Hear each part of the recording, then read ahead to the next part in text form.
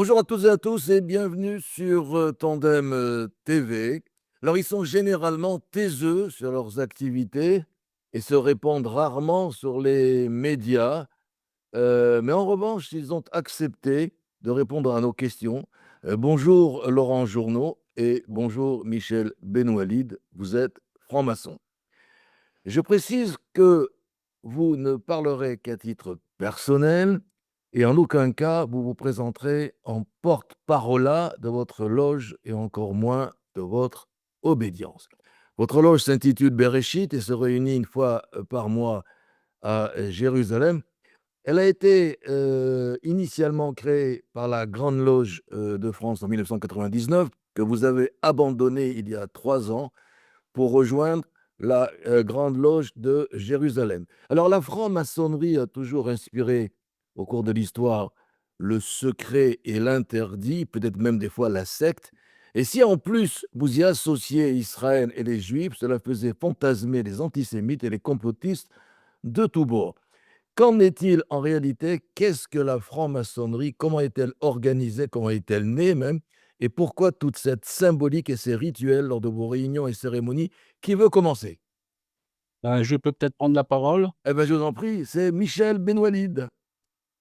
Alors, pour comprendre ce qu'est la franc-maçonnerie, il faut remonter à pratiquement l'époque, médiévale, parce que c'est là qu'elle a pris sa source. Au Moyen Âge, il y avait, ce qu'on appelait des guildes d'ouvriers, menuisiers, maçons et autres, qui étaient organisées en loges, et la mission de ces ouvriers, de ces maçons était de faire, le tour de France. C'est-à-dire qu'un maçon partait de chez lui. Il allait dans la ville d'à côté, il travaillait pendant 15 jours, puis il repartait vers la ville suivante et ainsi de suite.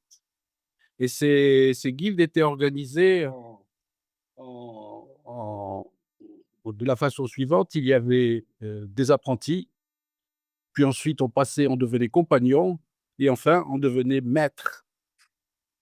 Et ces guildes d'ailleurs étaient souvent des guildes rivales, qui avaient comme, principe de conserver leurs secrets de travail, hein. C'est-à-dire qu'un maçon d'une guilde ne communiquait pas à un autre maçon d'une guilde différente, ses secrets ou ses astuces pour construire son mur.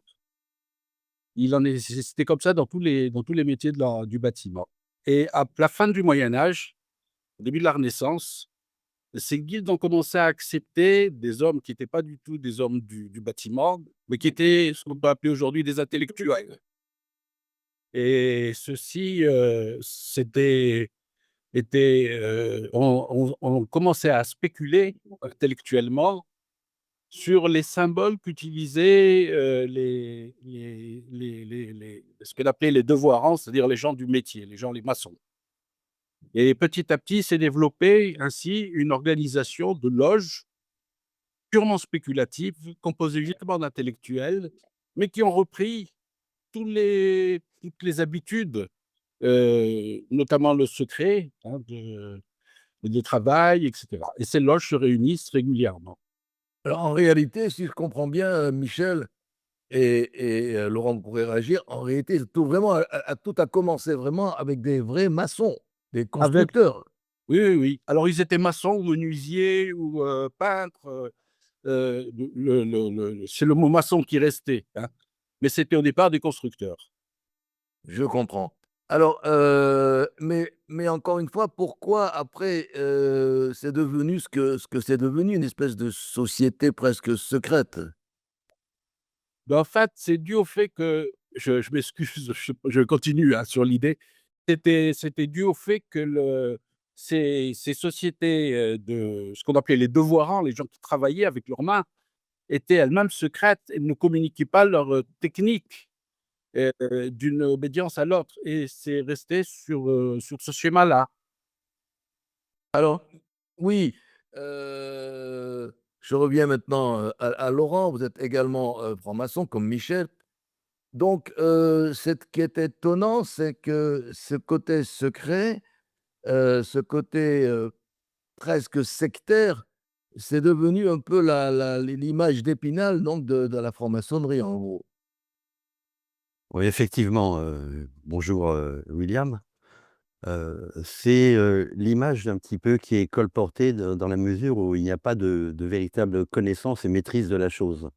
Effectivement, ne notre, appartenance reste, discrète, plus que secrète et en aucun cas, si on peut soi-même se dévoiler, il n'est pas question de signaler, tel ou tel frère, de son entourage ou même, du monde extérieur, à savoir que, nous sommes, des hommes libres et de bonnes mœurs et que nous nous engageons à titre personnel et nous ne pouvons pas, impliquer l'ensemble de disons de notre c'est une association, hein, ni plus ni moins.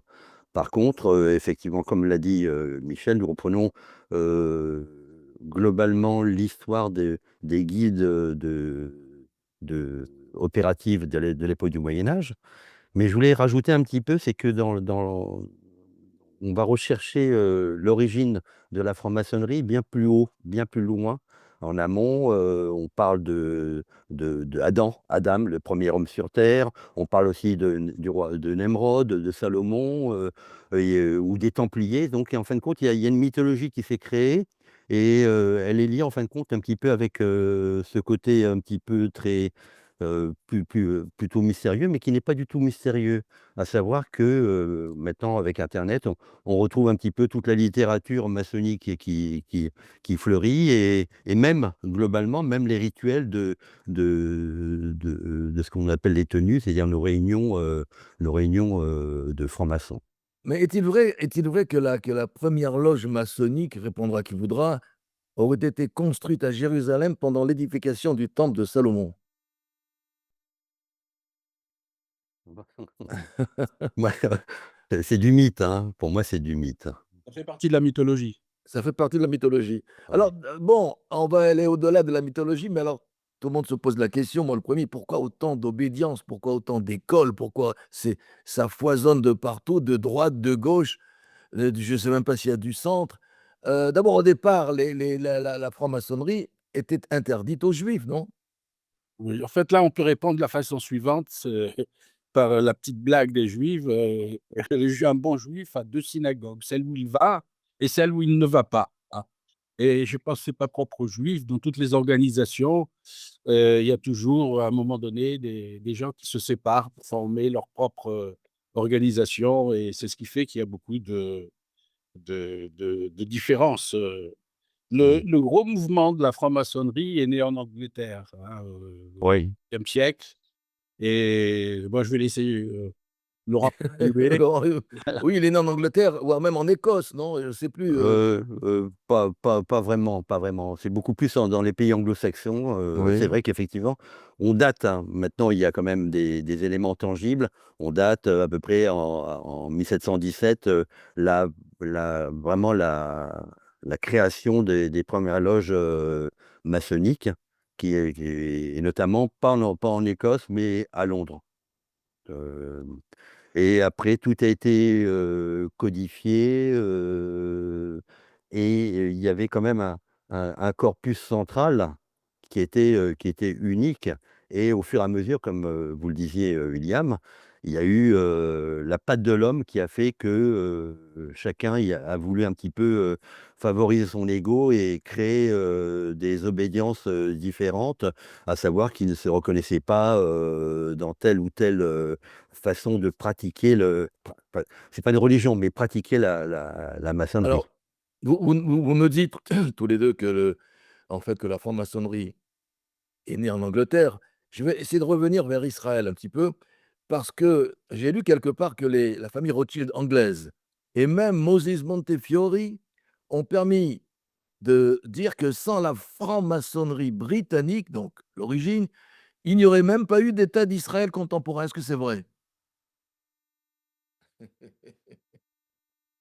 Ça vous gêne? Oh Non, non, ça non, me honnêtement, j'en sais rien. ouais, Ce que je non, sais, c'est que par contre les 2 obédiences qui existent aujourd'hui en Israël, qui sont israéliennes, hein, sont toutes d'origine anglaise. Puisque, le pays a été occupé par les Anglais pendant quelques années et les Anglais ont amené avec eux leur franc-maçonnerie. Alors, est-ce que les questions religieuses, vous me parlez de, donc les Anglais ont amené leur franc-maçonnerie, mais même ici, puisque en réalité, à un moment donné, les francs-maçons israéliens ou palestiniens, ou les deux, appelez ça comme vous voulez, moi ça ne me dérange pas, euh, c'était un mélange de religions. Il y avait, je lis quelque part, que sur 150 francs-maçons, il y aurait eu 70 musulmans, 52 chrétiens en 1915 et 54 juifs. Donc en réalité, ne se posait pas le problème de l'ethnie, de la religion à l'époque. Est-ce que c'est toujours le cas? C'est toujours le cas. Aujourd'hui, un maçon qui vient fréquenter notre loge, s'il est juif, va prêter serment sur la Torah, s'il est musulman, va prêter serment sur le Coran, et s'il est chrétien, va prêter serment sur le Nouveau Testament. D'ailleurs, il y a quelque chose, qui est, fondamental, dans l'exécution de nos rituels, c'est que, les 3 livres, des 3 religions monothéistes apparaissent, lors de nos tenues. Alors que, dans le déroulement des tenues, notamment en France, celles que nous avons connues initialement, il n'y a qu'un seul ouvrage, à savoir la Bible. Là, ici, il y a donc, présent le Tanakh, Le le Nouveau Coran et le Testament, le Nouveau Nouveau Testament. Testament et le Coran. Et ce Alors, qui correspond en fin de compte, à ce côté universaliste, qui est fondamental, pour la franc-maçonnerie. alors, on a dit, donc, la franc-maçonnerie est née en Angleterre, ce n'est plus une société secrète, ce sont des fantasmes. Elle existe en France. Vous-même, vous avez appartenu à des obédiences françaises en France. C'est connu du grand public. Il y a des obédiences vers la gauche, c'est le Grand Orient de France. Il y a des obédiences vers la droite, c'est la Grande Loge de France ou la Grande Loge nationale de France. Où c'était, je ne sais plus, parce qu'on s'y perd un peu. Mais donc en Israël, vous appartenez maintenant à la Grande Loge de Jérusalem, si je ne me trompe pas. Est-ce que c'est aussi politique ou pas? Expliquez-moi comment ça se passe. Heu, Bah, moi, je peux parler, plus facilement de la loge Bereshit, parce Oui, c'est que la vôtre. c'est une émanation qui a été créée par la Grande Loge de France. Et donc elle a été, Bereshit a été créée en 1999 à Jérusalem. Et elle a jusqu'à, 2023, l'année où on a rejoint la Grande Loge Jérusalem, suivi en fin de compte, comment dirais-je? L'organisation qui était issue depuis la France. Pour des raisons qui étaient,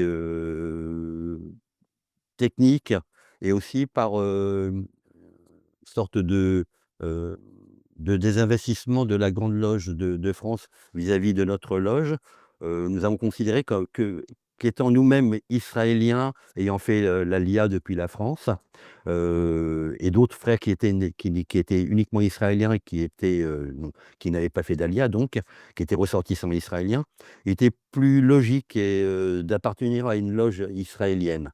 Et donc, petite spécificité de la Grande Loge de Oui, la qu'est-ce qu'il y a de la différence entre la Grande Loge israélienne et les Grandes Loges de alors France la ou Grande Loge votre ancienne israélienne, loge? oui, la Grande Oui. Loge israélienne, comme, toutes les grandes loges, dans le monde entier, sont reconnues par la Grande Loge unie, anglaise. À savoir qu'elles donnent un petit peu leur imprimatur, et leur, possibilité. Leur cache-route. Ouais, voilà, une cache-route, maçonnique. Et pour revenir, à la Grande Loge Jérusalem, c'est une émanation de la Grande Loge Israël. En fin de compte, une scission. Ça revient un petit peu au discours de tout à l'heure. Pourquoi autant d'obédience, autant de loges, distinctes? Et la spécificité, c'est que, la Grande Loge, Jérusalem est hébraïsante. Elle est composée de 9 loges. 7 sont hébraïsantes, une est russophone, et la nôtre, la dernière qui a été créée donc en 2023, Bereshit, donc. ouais, Bereshit 9, c'est le titre exact, OK. est francophone. Alors, quelles sont vos activités? Je sais qu'on parle de planches. Est-ce que vous faites passer un message? À qui vous faites passer ce message? Quelles sont ces activités? Qu'est-ce que vous faites, en fait? Michel, Michel? Wow. Pour parler des activités, il faut d'abord parler, je pense, des valeurs. Oui, Heu, allez-y. L'objectif d'un maçon, quand il est en tenue, c'est en fait de mettre en pratique un certain nombre de valeurs. Ces valeurs, c'est la fraternité essentiellement, c'est la première valeur. C'est la justice, c'est la liberté, c'est l'égalité. Et donc, Là, on revient en France, là, hein, égalité France. tout à fait, mais ça c'est aussi, on a été surpris de voir que c'était le liberté, égalité, fraternité, c'était aussi la devise de la Grande Loge Jérusalem, auquel elle a ajouté d'autres choses comme Oui. Oui. vérité, éducation, mais Charité, charité charité, hein. et justice. Tzedaka, Et justice. tzedaka, tzedaka. Et justice et tzedaka, ouais. Voilà, Et donc oui, vos activités alors? Donc donc nos activités, ça consiste à prendre des sujets plutôt symboliques, hein, et à les travailler pour mettre en évidence, l'intérêt de ces valeurs. Et il y a une pratique chez nous qui est très particulière, hein, c'est qu'il y a un respect de l'autre qui est absolu.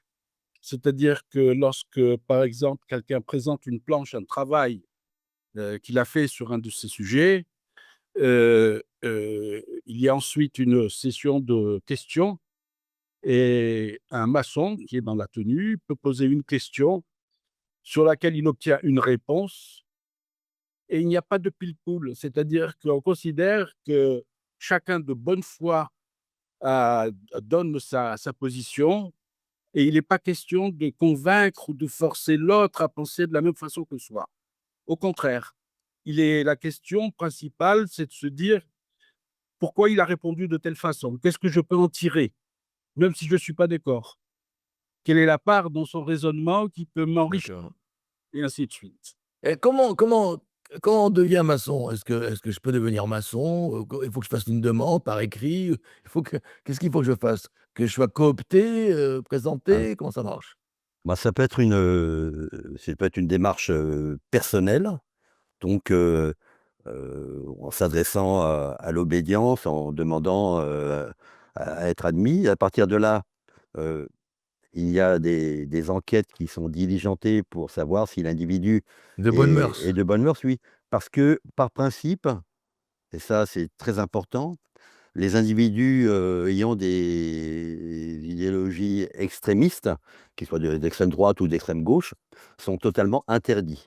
D'ailleurs, au sein de nos loges, toute discussion portant sur la politique ou la religion sont proscrites. Voilà. Donc, les enquêtes sont diligentées et à partir de là, il y a un processus en plusieurs étapes qui permettent, éventuellement ou non, à l'individu, D'accepter. au profane d'être accepté et d'être initié en fin de compte, au sein de la loge. Par contre, ça peut être aussi des individus qui peuvent être proposés par, d'autres frères maçons. Voilà, ça peut être une démarche personnelle ou, une cooptation, simple de la part de frères. Donc rien de mystérieux, rien de secret. Et qu'est-ce qu'il faut différencier, enfin, les francs-maçons ou les francs-macs, comme on le dit vulgairement, du bénébrite? Je parle des juifs. Ben, le Bnébrite, en fait, était né du refus, très antisémite, heu, des maçons américains Oui. d'accepter les juifs. Ah voilà, il y avait quand même quelque chose. Ouais et donc à la suite de ça, les juifs américains ont décidé de fonder leur propre, obédience maçonnique qui s'appelle le Bnébrite. Je veux revenir 2 secondes à Jérusalem pour rappeler, c'est un fait historique que, heu, à l'époque pré-israélienne, donc à l'époque palestinienne, donc il y avait des Arabes, heu, de Palestine, heu, qui faisaient partie, des loges maçonniques, mais il y en avait un qui a lutté, qui a des a et non seulement qui a lutté, mais qui a organisé des pogroms contre eux, c'est le grand mufti de Jérusalem. Alors il était anti-maçon, il était anti-tout d'ailleurs, anti-juif, anti-anglais, anti-maçon et il aurait d'ailleurs par, son militantisme islamiste, je crois, tué, pendu, persécuté des milliers de maçons palestiniens. Je voulais le préciser parce qu'en réalité, on parle qu'il y a pas de problème de religion, mais voilà, il y a quand même eu cette période noire, on veut dire, dans l'histoire de la franc-maçonnerie israélo-palestinienne. Est-ce que quelqu'un veut réagir? Oui, moi je pourrais réagir là-dessus. Il faut dire que Le grand moufti de Jérusalem représentait les frères musulmans C'est ça, voilà. et tout ce qui est tout notre comportement, toute notre façon de faire, l'ouverture sur le monde, le respect de ces valeurs dont je te parlais, la façon dont on travaille, va à l'encontre de la doctrine des frères musulmans. Et c'était évident qu'un maçon est désigné au même titre qu'un juif comme l'ennemi principal. Quel est le message, tous les 2, que vous vouliez faire passer en tant que franc-maçon franco-israélien? Ah, Laurent? ouais. Alors moi, c'est un message, ça serait très prétentieux de ma part. C'est pas Par grave. oui, bah, ouais. Par contre, je j'ai souvent certaines devises qui me viennent et qui correspondent un petit peu à l'engagement maçonnique. À savoir qu'on va considérer que le maçon, est quelqu'un qui reste, lui-même dans sa petite bulle, sa sphère un petit peu, plus ou moins, intellectuellement coupé du monde. Mais, je vais reprendre la devise de la Grande Loge, Jérusalem, c'est une devise latine, c'est qui se dit: «Sapere aude», qui veut dire: «Ose penser par toi-même». Donc déjà, c'est une quête de liberté. On parle d'homme de libre et de bonnes mœurs, c'est déjà une quête de liberté. Et ensuite, une autre devise, qui en fin de compte, elle, est beaucoup plus proche de notre état de juif, israélien, c'est tiré des Pirkei Avot. C'est une, phrase célèbre de Hillel qui dit la chose suivante: «Si je ne suis pour moi, qui le sera? Quel est Et ce quand je ni suis pour Nili moi, Nili, que voilà, suis-je? Et si ce n'est absolument. pas maintenant, quand?» Alors pour moi, l'homme est responsable, ici et maintenant, de sa propre formation, de sa progression, de sa réparation, mais il a quand même, malgré tout, des obligations à l'égard d'autrui et de la société. Et il ne peut se complaire dans son égocentrisme. Enfin, il n'est pas maître de son temps. Ceci est irréversible. Voilà un petit peu le message que moi j'aimerais Faire heu, passer, faire passer pour, non pas pour séduire, qui le les uns et les le autres. kidam, mais Oui. tout simplement pour dire un petit peu que pour démythifier la franc-maçonnerie. C'est quelque chose qui est dans la société, et c'est peut-être pour ça que j'accepte de me dévoiler, à savoir que, heu il faut que, le travail se fasse au grand jour pour, Heu, apaiser un petit peu nos sociétés. je comprends. Michel, en quelques mots? Eh bien, moi, en quelques mots, je peux être beaucoup plus pragmatique. D'accord, Dans notre loge aujourd'hui, nous sommes tous, des gens qui ont été initiés en France, aujourd'hui OK. à Bereshit 9 et donc on vieillit un petit peu, hein, et mon grand souhait serait qu'on puisse retrouver une jeunesse francophone, qui vienne, prendre le relais sur Bereshit. Je vous remercie, chers amis, de vous être dévoilés, d'avoir parlé de la franc-maçonnerie. C'est pas courant, et je voulais le rappeler. Je vous remercie donc, Laurent et Michel, Laurent, Journeau et Michel, Benoualid. Je pense qu'on va en refaire d'autres puisque là, c'est une approche et je voudrais simplement dire qu'on peut retrouver cette vidéo sur le YouTube, sur la chaîne YouTube de Tandem TV, et également abonnez-vous à Tandem TV, comme ça vous allez pouvoir voir toutes les émissions que nous vous proposons. Peut-être, simplement nous dire au revoir. Je ne sais pas, est-ce qu'il y a un système de dire il y a un salut spécial au revoir, chez les francs-maçons? Alors là, on est dans de l'ordre de notre, de nos ce qu'on appelle, les secrets maçonniques, qu'il n'en faut pas, mais bon, on dit au revoir de manière humaine, tout simplement. Et On peut peut-être même que dire shalom, hein. tout à fait, on peut dire shalom, salam, au revoir, arrivederci, tam profita. Michel, vous choisissez votre au revoir, alors, si c'est un shalom ou un litraot ou un salam, Moi, un shalom me va bien. shalom vous va très bien. Merci beaucoup. Donc on en refera d'autres, mais on va essayer de rentrer un peu plus dans, pas dans vos secrets, mais dans ce que vous appelez les planches, c'est-à-dire vos écrits, ce que vous faites en ce moment. Là, c'était une introduction à la franc-maçonnerie et surtout à ceux qui ne connaissent pas.